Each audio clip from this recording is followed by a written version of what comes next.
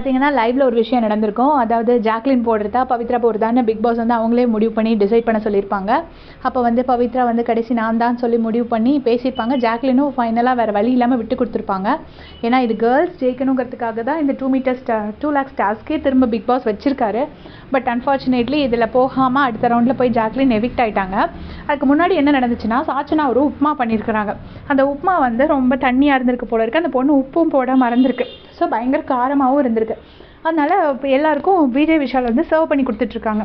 அப்போ வந்துட்டு முத்துக்குமரன் பார்த்துட்டு, மாப்பிள்ளை இந்த உப்புமா யார் பண்ணதுடா, யாரா பண்ணது அப்படின்னு கேட்குறாரு. இந்த டோனில் தான் அவர் கேட்குறாரு.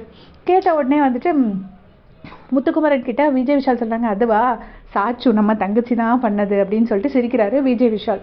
உடனே அப்படியா, ரொம்ப மிளகாவாக இருக்குது அப்படிங்கிற மாதிரி சொல்லியிருக்காரு. சொல்லிவிட்டு அவர் பாட்டுக்கு நின்ட்டார்.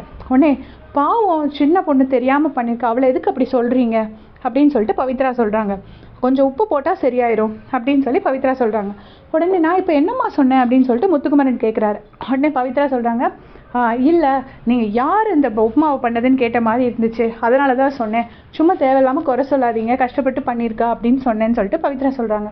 உடனே முத்துக்குமரன் சொல்கிறாரு, எங்கள் எல்லாரையும் அயோக்கிய மாதிரி நீ காட்டாதம்மா, ஏதோ நீ மட்டும்தான் கரெக்டாக பேசுகிற மாதிரி நாங்களாம் அயோக்கியனாக இருக்கிற மாதிரி நீ காட்டுற.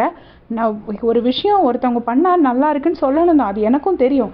ஆனால் நம்ம ஒருத்தர் பண்ண தப்பை சுட்டி காட்டினா அவங்க திருந்தி அதை திருத்திக்க முடியும். அதுக்காக தான் தப்பை சொல்லி காட்டுறது. இப்படி நீ நான் நல்லவன் இல்லைன்னு காட்டுற மாதிரி இருக்கு, நீ மட்டும்தான் நல்லவன் காட்டுற மாதிரி இருக்குங்கிற மாதிரி முத்துக்குமரன் அதுக்கு பதில் சொல்கிறாரு. சொன்ன உடனே பவித்ரா சொல்கிறாங்க, ஓகே முத்து, நீங்கள் நல்லவர், நான் எல்லாருக்கிட்டையும் போய் சொல்லிடுறேன் அப்படின்னு சொல்லி பவித்ரா சொல்கிறாங்க. இதை தான் மஞ்சரி எப்போவோ எக்ஸ்போஸ் பண்ணியிருப்பாங்க. நம்ம எல்லாம் காமாவே அவங்க சொல்கிறதுனால அது வெளியே தெரியறதில்ல அப்படின்னு. பட் முத்து இப்போ 2-3 நாளாக நோட் பண்ணிட்டாரு. அன்றைக்கும் வந்து ஆனந்திக்கிட்ட என்ன சொல்லியிருப்பாருன்னா, எல்லாம் பண்ணுறேன்னு சொல்லிட்டு ரொம்ப புலம்புற மாதிரி இருக்குது, எனக்கு யாரும் புலம்புனாலே பிடிக்காது, ஓவராக புலம்புறாங்க அப்படின்னு சொல்லிட்டு முத்துக்குமரன் வந்து ஆனந்திக்கிட்ட சொல்லியிருப்பாரு. ஸோ அதுதான் இன்றைக்கும் சொல்கிறாரு. இதே மாதிரி அப்படியே செஞ்சுக்கிறதுக்கு சேனல் சப்ஸ்கிரைப் பண்ணிக்கோங்க. தேங்க்ஸ் ஃபார் வாட்சிங்.